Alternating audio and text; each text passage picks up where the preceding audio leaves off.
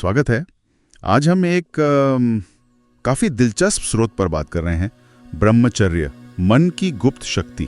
अब देखिए, ब्रह्मचर्य को अक्सर हम सिर्फ आत्मसंयम या कंट्रोल से जोड़ते हैं, है ना? जी हाँ, आमतौर पर यही समझा जाता है। लेकिन ये स्रोत एक बिल्कुल अलग नजरिया पेश करता है। ये कहता है कि ये आत्मजागरण का एक रास्ता है। आत्मजागरण, हाँ। जिससे मन की कोई छिपी हुई, मतलब एक अनटैप्ड एनर्जी, वो सक्रिय हो सकती है। तो आज हम इसी स्रोत के दावों को थोड़ा समझने की कोशिश करेंगे। स्रोत का जो मूल सवाल है वो मुझे बड़ा दिलचस्प लगा। वो पूछते हैं, क्या हो अगर मन में सच में एक गुप्त ऊर्जा हो, एक ऐसी शक्ति जो सिर्फ और सिर्फ ब्रह्मचर्य से ही खुलती हो। ये विचार अपने आप में बहुत शक्तिशाली है ना? और स्रोत आगे कहता है कि जब इच्छाएं, मतलब जो बाहरी इच्छाएं हैं, वो शांत होती हैं, हाँ, तो मन जो ऊर्जा लगातार बाहर फेंकता रहता है वो लीक होना बंद हो जाती है। अच्छा, एक तरह से एनर्जी का कंजर्वेशन। हाँ, कह सकते हैं। और फिर स्रोत कहता है वो ऊर्जा अंदर जमा होकर रेडिएट होने लगती है, एक नई दिशा में। रेडिएट होती है अंदर की ओर। बिल्कुल, ये सिर्फ दबाना नहीं है, बल्कि ऊर्जा के फ्लो को मोड़ना है। हाँ, और यही सबसे जरूरी बात है जो स्रोत कह रहा है।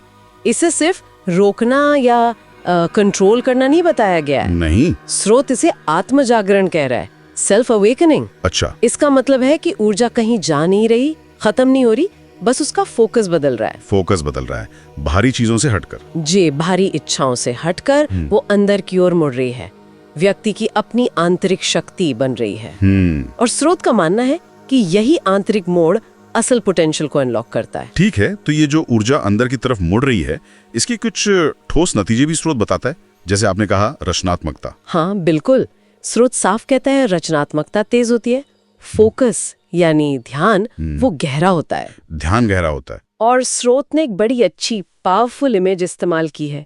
एक आग उठती है, बाहर की ओर नहीं बल्कि भीतर की ओर। भीतर की ओर आग, ये क्या है?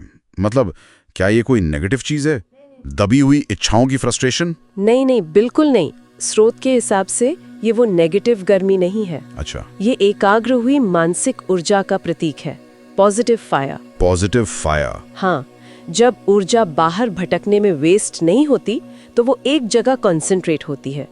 इससे सोच में क्लैरिटी आती है, गहराई आती है। स्रोत कहता है कि इसी कंसंट्रेटेड एनर्जी से नए आइडियाज, क्रिएटिव सॉल्यूशंस वो आसानी से निकलते हैं। क्योंकि मन शांत है, बाहरी शोर कम है। बिल्कुल, मन अपने अंदर के रिसोर्सेज को एक्सेस कर पाता है और ध्यान भी इसीलिए गहरा होता है।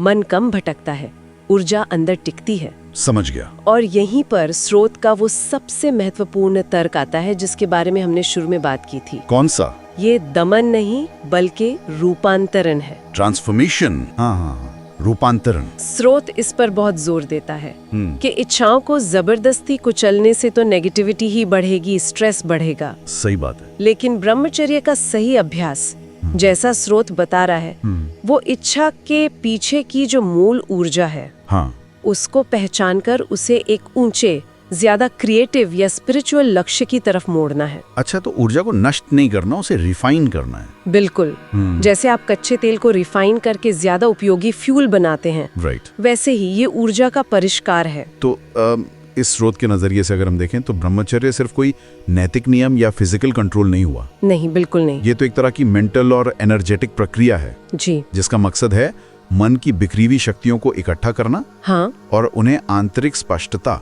रचनात्मकता और गहरे आत्मबोध के लिए इस्तेमाल करना। बिल्कुल सही। ये मन की जो सोई हुई क्षमता है, हाँ, उसे जगाने का एक तरीका बताया गया है। और यहीं पर स्रोत हमें एक आखिरी सोचने वाले सवाल पर लाकर छोड़ता है। क्या सवाल है वो?